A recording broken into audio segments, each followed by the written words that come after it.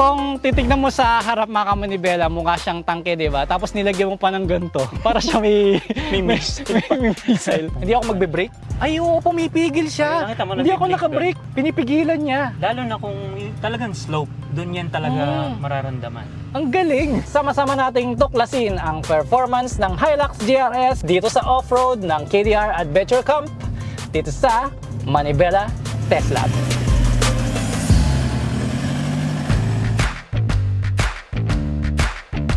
Panibagong episode, panibagong 4-wheel beast ang susubukan natin. Kailangan talaga malakas yung makina para yung kapit ng gulong kaya niyang iikot kahit na mabigat na yung sasakyan, ang Toyota Hilux GRS o Toyota Hilux Gazoo Racing Sport.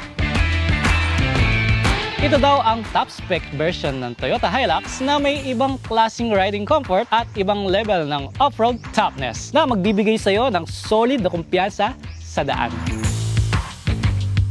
Pero ang tanong, totoo kaya yan? Para malaman natin kung gaano nga ba ito katatag sa off-road trails, isasabak natin yan sa Manibela Test Lab. Kasama ko ngayon si Ebenezer D. Malanta, also known as Bener. Siya ang Manibela Challenge Season 1 Precision Rider of the Year. At third place sa dirt bike category.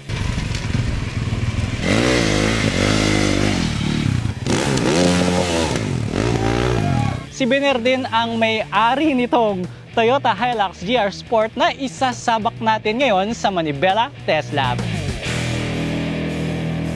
Sir Bener! Kumusta?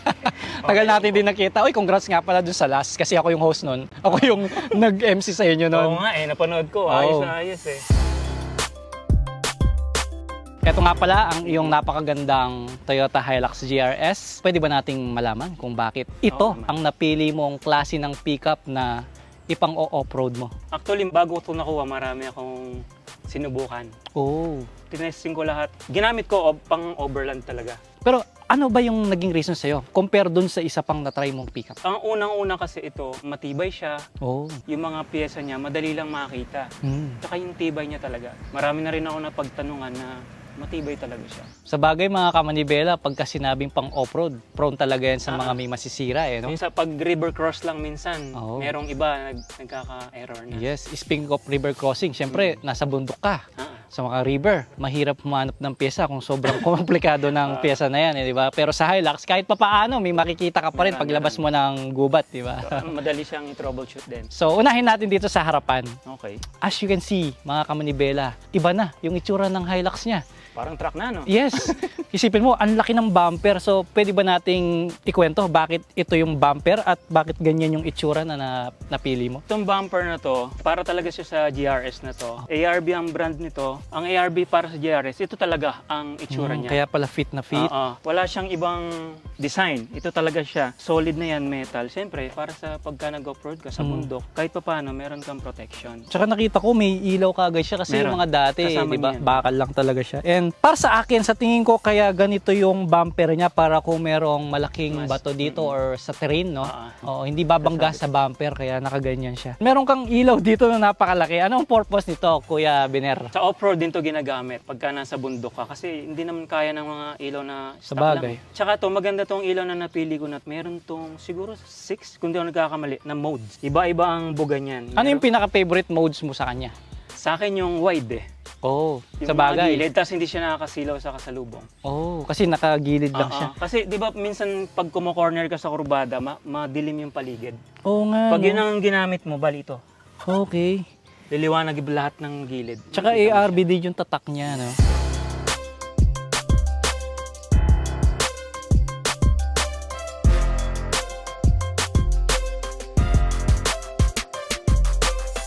Meron kang, ano to, Kuya Bener?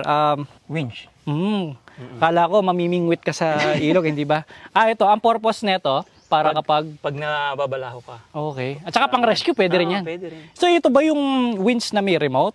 Meron. Oh. Wireless at saka wired, meron yan. So kahit nakababa ka sa sakyan, pag pinindot mo yung remote, under siya. Kasi ang alam ko sa mga winch, mga kamanibela, is hindi ka pwedeng tumapat kung saan siya humihila kasi baka kumalas and then bumalik sa iyo yung kaya dapat naputol. naka-remote siya tas para naka-distance Pwede ka rin ka. sa loob.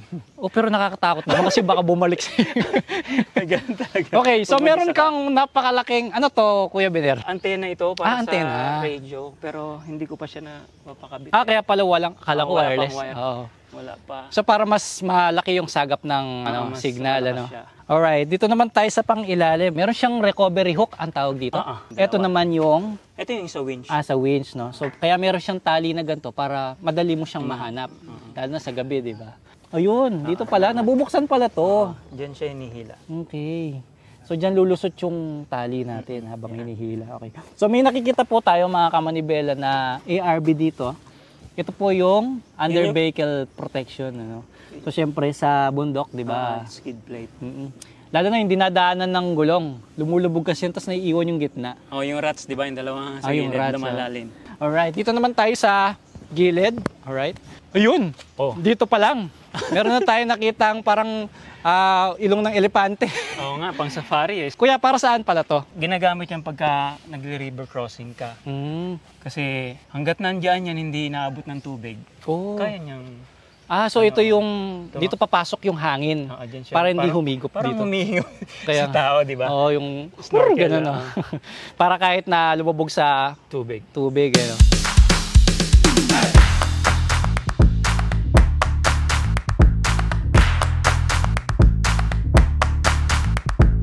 Ito, hindi mo ipapaling ng kaliwa ang manibela nang walang dahilan. Kitang-kita naman ang napakalaking gulong dyan. Bakit ito yung napili mo na gulong? Bali, yung gulong na yan, empty yan eh. Mud terrain. Mas gusto ko na siya kasi parang kahit saan ako pumunta. Sa bagay. Yung iba kasi ang ano nila dyan, hindi naman daw sila madalas sa mud. Kaya kinukuha nila yung all terrain. Pero at least kahit pang mud siya, pwede rin naman pang road. Pwede, kaso yung ibang sensitive sa ugong. Oo nga pala. Ako, hindi naman masyado, tahimik lang siya eh. May ugong nga pala ito pagka mabilis. Kasi malalaki yung kanyang thread niya. At syempre, nagparit ka rin ng mugs. Yung design na yan, yan lang yung design na para sa off-road. Anong size ng mugs na to? 17. Nagpalit ka rin ng preno kasi mga kamanibela, yung GRS na 2025, disc brake na harap at likod. Kaya pati yung caliper mo, pinalitan mo rin pala.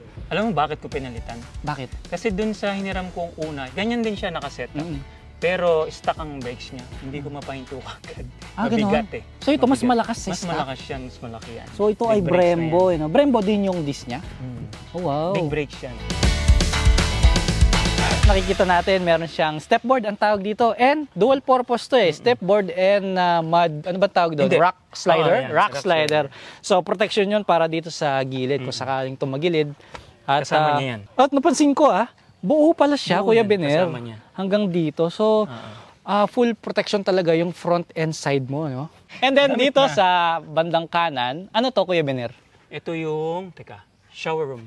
Okay, shower room. Okay, pag binaba, magkakaroon siya ng maliit na kwarto. Sa bagay, kapag kasama mo yung family, at least meron silang private na lugar. And then, meron kang rope rack, front runner. Ito ay para maipatong mo yung ibang mga box, ganyan. And then, meron kang tangke dito. Ito ay, alam ko, pressurized tank yata. Pressure siya.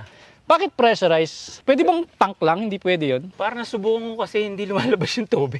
Okay. Kaya yung pressure ang tutulak sa tubig para maganda yung buga niya. Halimbawa, mag-shower siya. Malakas. So, kaya pala meron siyang tank dito, bukod dun sa kabila, para sa shower naman yon. Okay. Naikukunik yun, silang dalawa. So, pwede ba natin tignan yung kabilang side?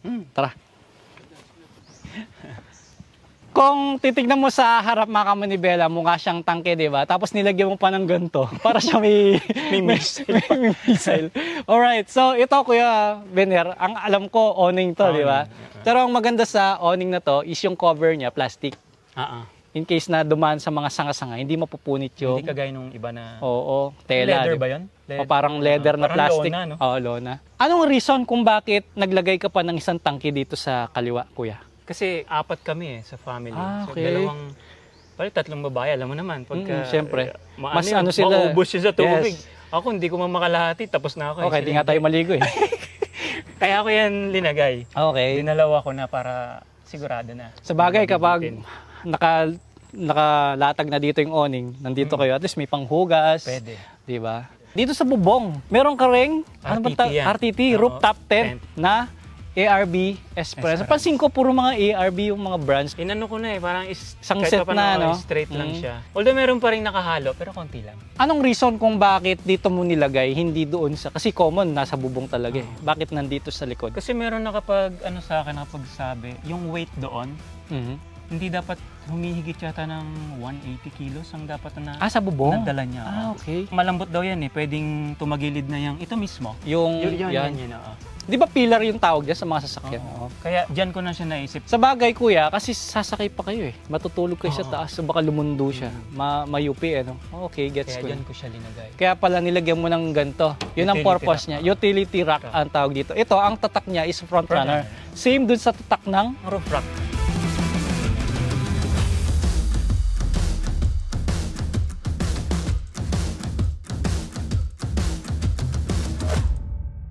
And then, dito sa likod naman, siyempre, yung mga personal gamit natin, alam naman natin yung pickup, open talaga yung likod eh. So, nilagyan mo rin ng ganito, kuya. Bed cover. Bed cover. Ito ba yung electric? Pindot lang din? Pindot lang. Automatic na siya.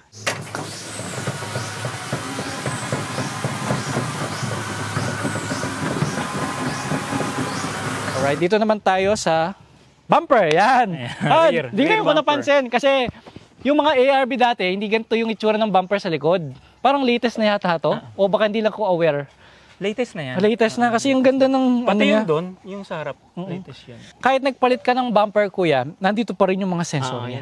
Yan ang maganda. Gumagana talaga siya. Yes, tsaka ang ganda ng disenyo. Tingnan mo naman. Bakit ka nagpalit ng bumper? Since yung harap lang naman ang talagang bugbog, bakit kailangan mo nadadali rin yan. Nadadali rin. Pag umi-slide ka sa mud, sa bagay, pag umaatras. Tingin ko nga kulang pa ako sa gilid kasi pwede rin dumikit sa gilid ng bundok eh.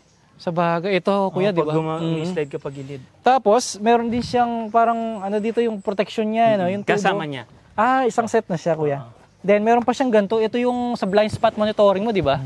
Yes. Sensor niya. So, design talaga siya para sa GRS. Galing.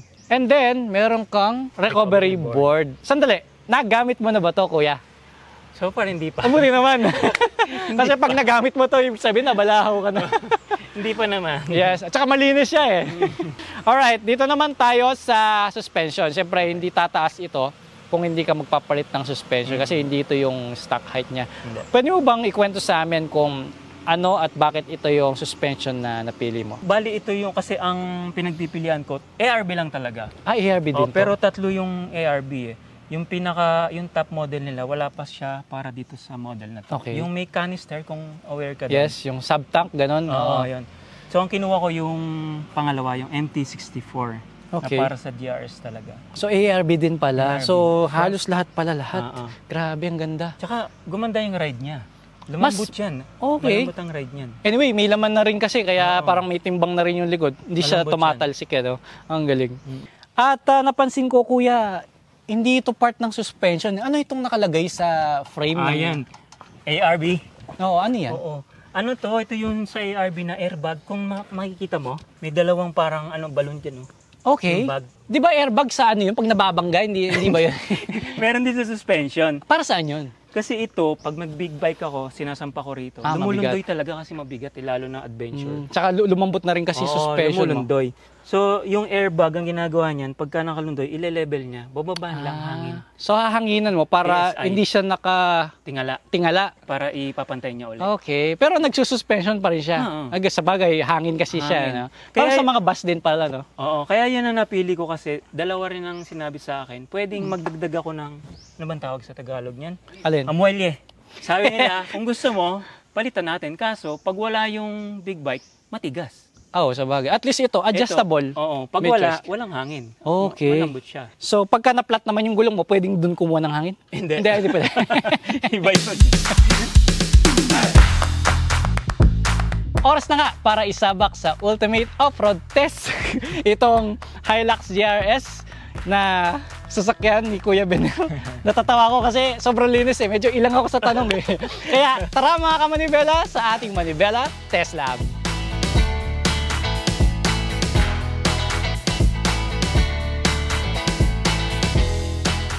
Alright, so sakay na tayo ngayon dito sa loob ng Hilux GRS ni Kuya Biner. Same lang din ito dun sa Hilux ko, kaya lang ito kasi is 2025, mas malapad. And then, base sa observation ko, mas nakalabas yung gulong niya. So malapad na yung pickup mo, Kuya Biner, mas lumabas pa yung mags. Oo, kasi naka-ano ko, negative 10.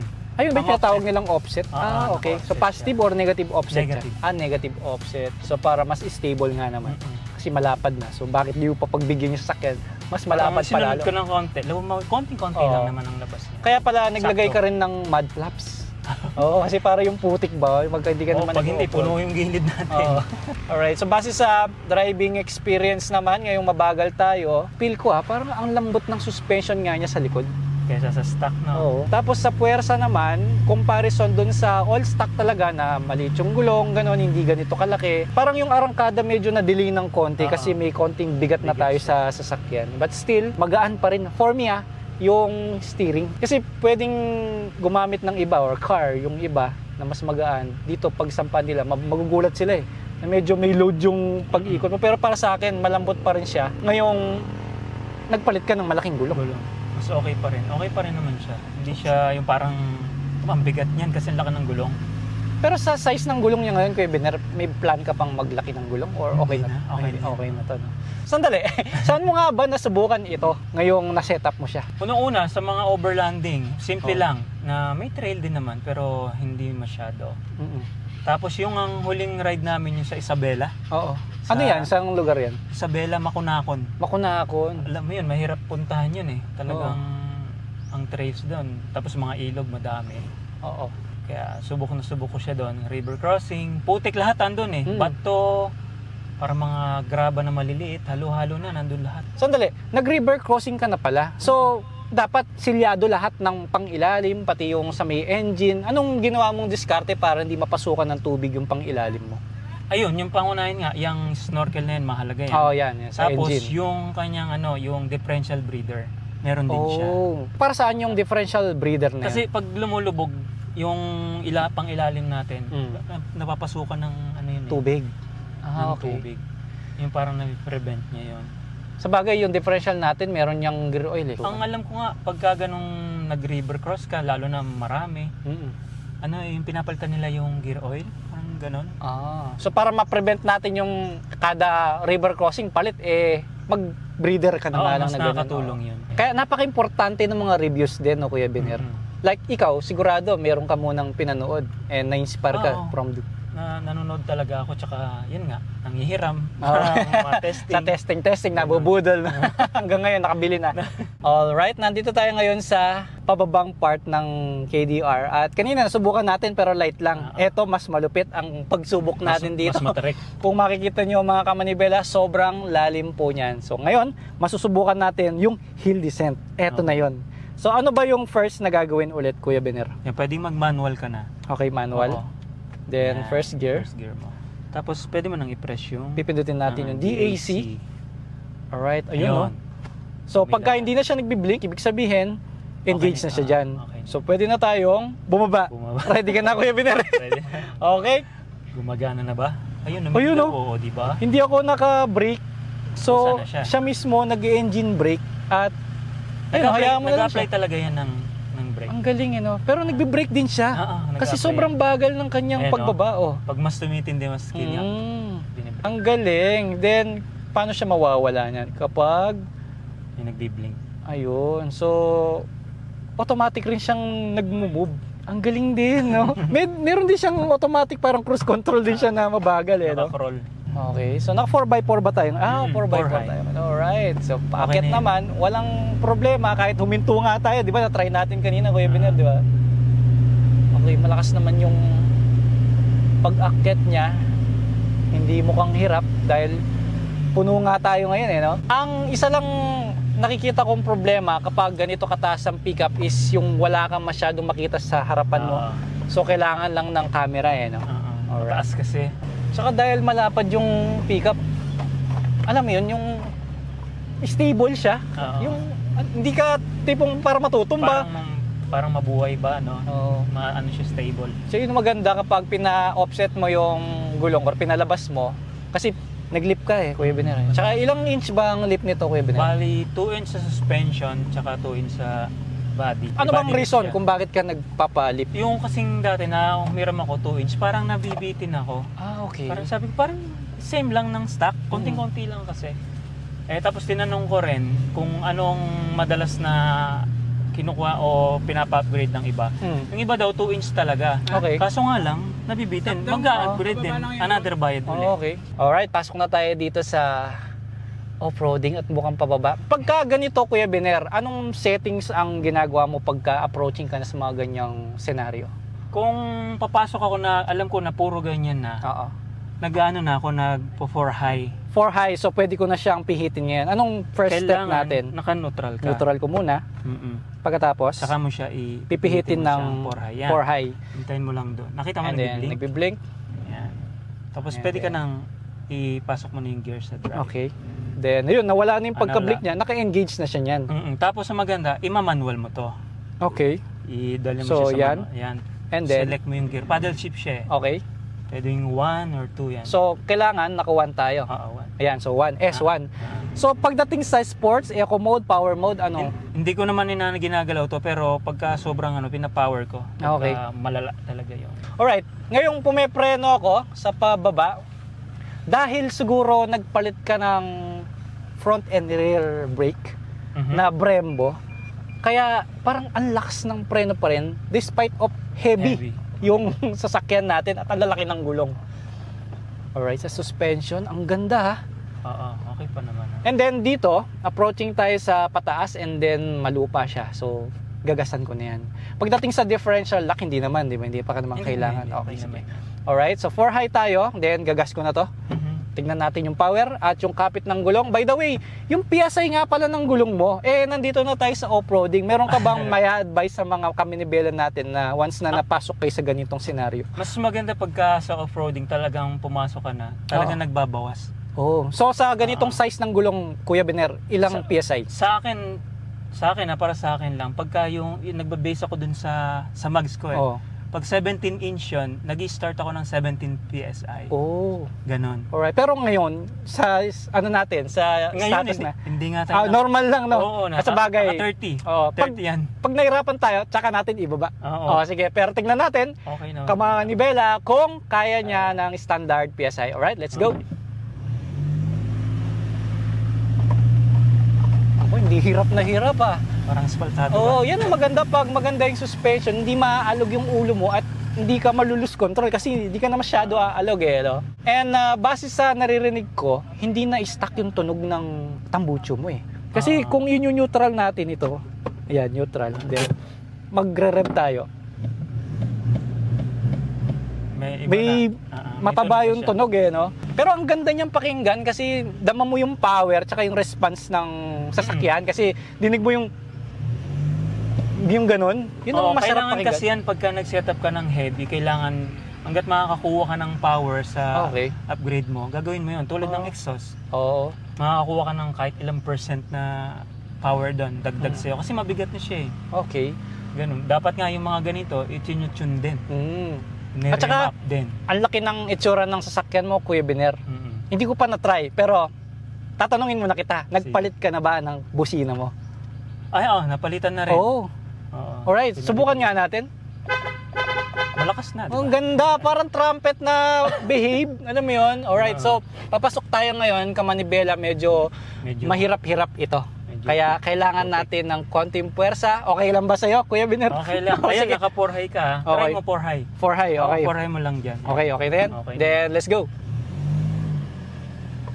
At 2.8 liter engine ito, di ba, Kuya Biner? So, kailangan talaga malakas yung makina para yung kapit ng gulong no?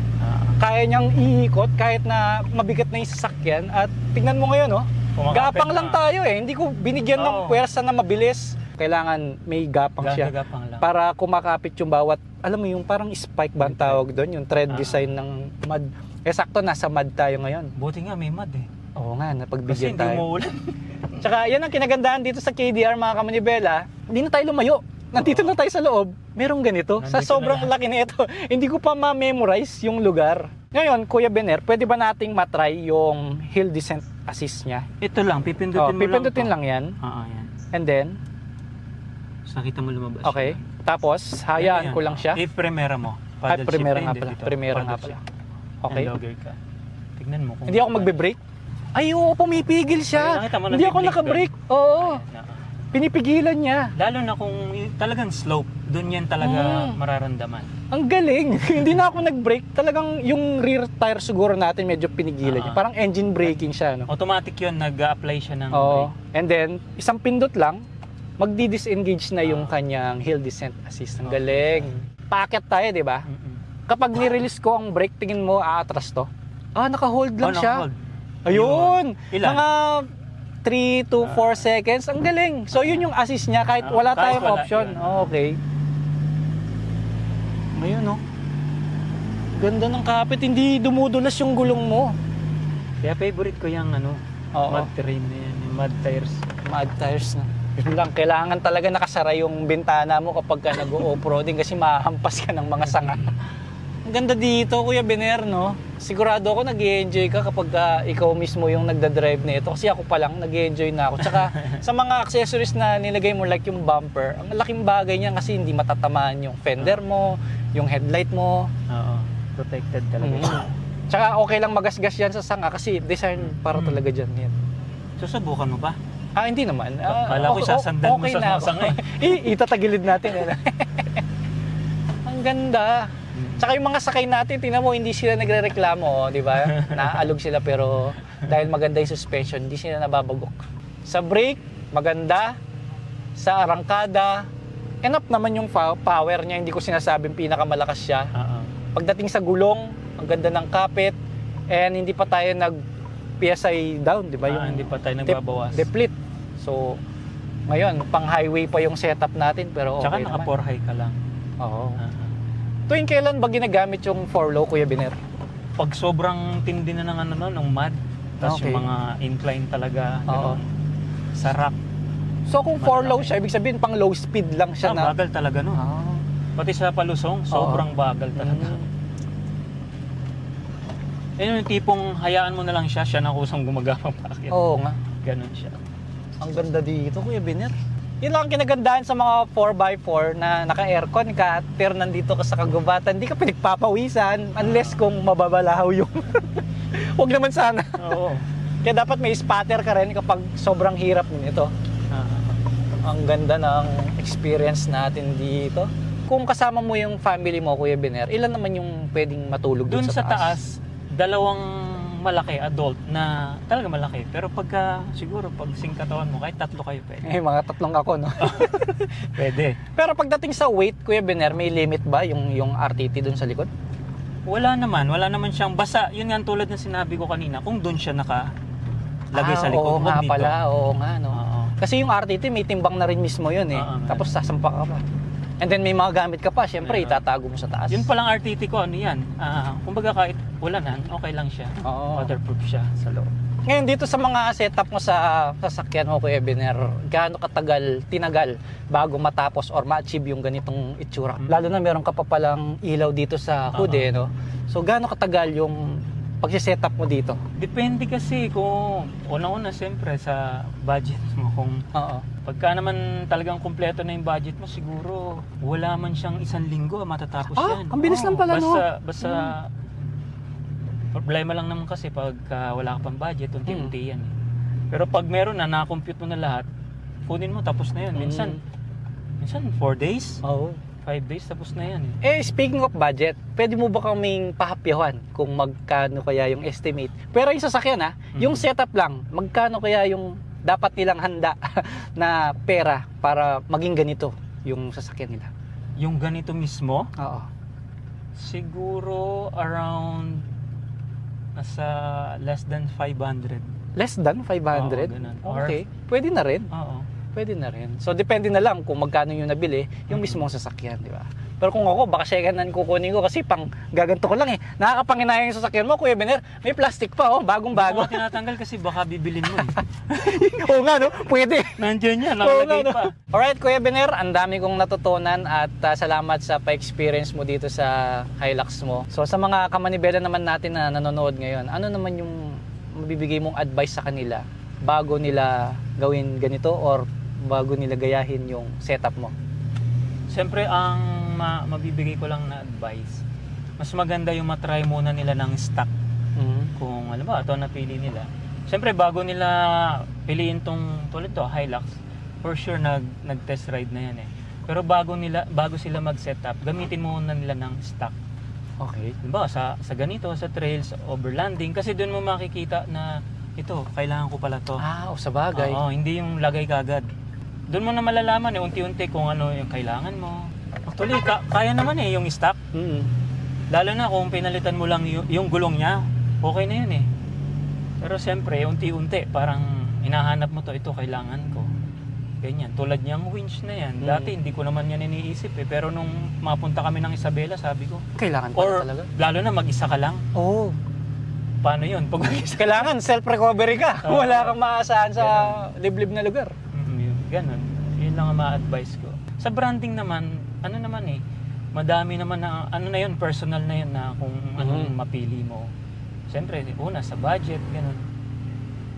Marami naman pwedeng, maraming choices. Meron din sa ibang brand, mga ganyan din. Pwede silang mamili. Pero ako, Kuya Bener, sa brand ngayong nasubukan natin, okay na okay ako. Okay siya. Goods na. Oo. Kailan mo ba ibebenta to? Uy! Teka, mamaya. Pag-isipan natin yan.